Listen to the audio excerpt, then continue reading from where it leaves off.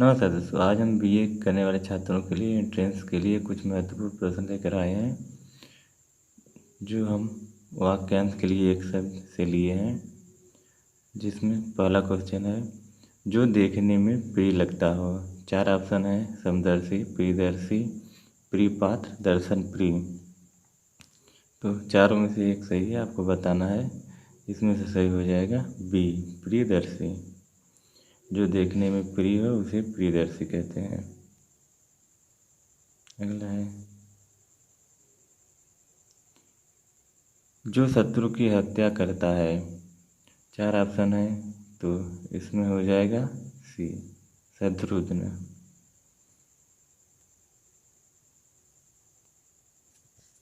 जो शक करने योग्य नहीं है। 4 ऑप्शन है, तो इसमें सही हो जाएगा अशक्य। जो शक करने योग्य नहीं उसे अशक्य कहते हैं। उपकार के लिए किया गया उपकार।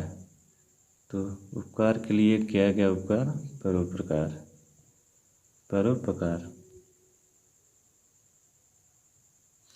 जो अत्यंत कष्ट से प्राप्त किया जा सके। तो इसका हो जाएगा बी, कष्ट साध्य। न बहुत शीत न बहुत उष्ण। तो इसका हो जाएगा गुनगुना। किसी कार्य में दूसरे से आगे बढ़ने की इच्छा। तो इसका हो जाएगा प्रतिस्पर्धा, सी। जो बहुत बोलता हो। तो जो बहुत बोलता है उसे वाचाल कहते हैं। जो किसी विषय या दिशा का निर्देशन करता हो, तो उसे निर्देशक कहते हैं। जिसका जन्म पहले हुआ हो, उसे भी अग्रज कहते हैं। दोपहर के बाद का समय हो जाएगा अपराह्न।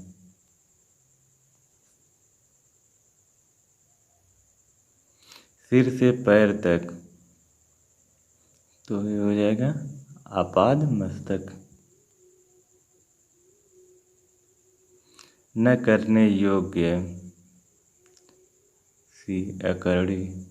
जो न करने योग्य हो उसे अकर्णी कहते हैं। संतुष्ट, तुरंत संतुष्ट होने वाला। तो तुरंत संतुष्ट होने वाले को आशुतोष कहते हैं। कम बोलने वाला। तो कम बोलने वाले को मितभाषी कहते हैं।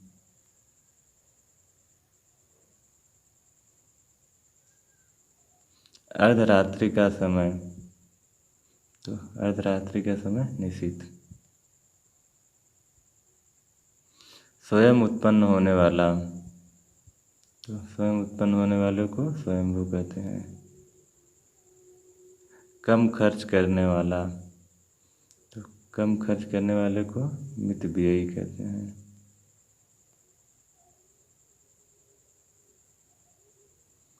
जिसे जीता न जा सके, तो उसे अजेय कहते हैं। बिना वेतन काम करने वाला। बिना वेतन काम करने वाले को अवैतनिक कहते हैं। जानने की इच्छा रखने वाला। तो जानने की इच्छा रखने वाले को जिज्ञासु कहते हैं। जहाँ जाना कठिन हो। तो जहाँ जाना कठिन हो दुर्गम कहते हैं। जिसके आर पार देखा जा सके, तो इसका हो जाएगा पारदर्शी।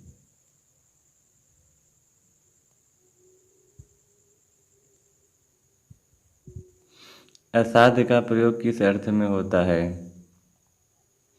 तो असाध्य का प्रयोग जिसका उपचार न हो सके।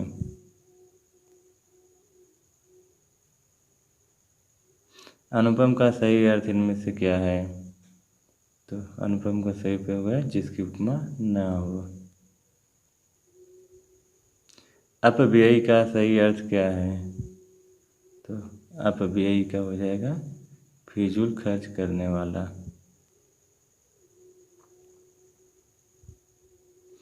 जिसकी भुजाएं घुटनों तक लंबी हो उसे क्या कहेंगे? तो जिसकी भुजाएं घुटनों तक लंबी हो उसे अजानुबाहु कहेंगे। नवजात का क्या अर्थ है? नवजात का अर्थ अभी अभी उत्पन्न।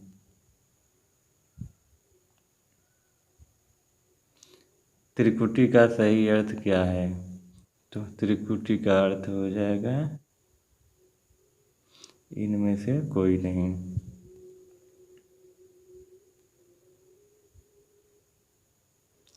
शीघ्र चलने वाले को क्या कहते हैं?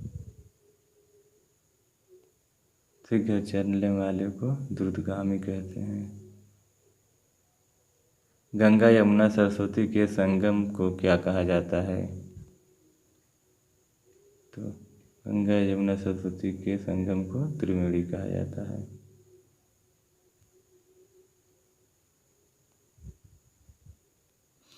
युयुत्सु का क्या अर्थ है? तो युयुत्सु का अर्थ हो जाएगा युद्ध की इच्छा वाला। समुद्र में लगने वाली आग के लिए क्या शब्द प्रयुक्त होगा? तो समुद्र में लगने वाली आग को बड़वाग्नि कहते हैं।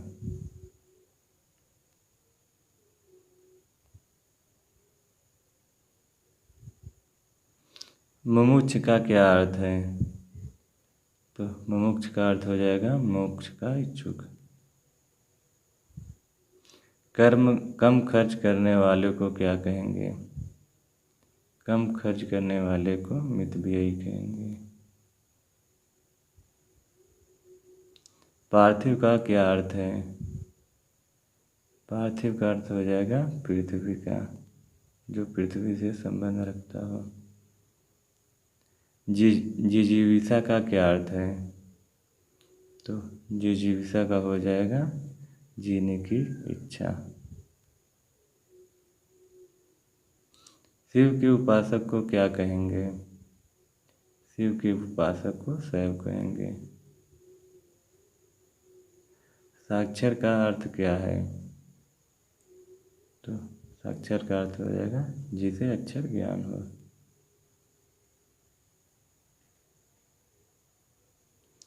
शरणागत किस अर्थ में प्रयुक्त होता है? शरण में आया हुआ। वह संधि का क्या अर्थ है? सॉरी दोस्तों, यहाँ पे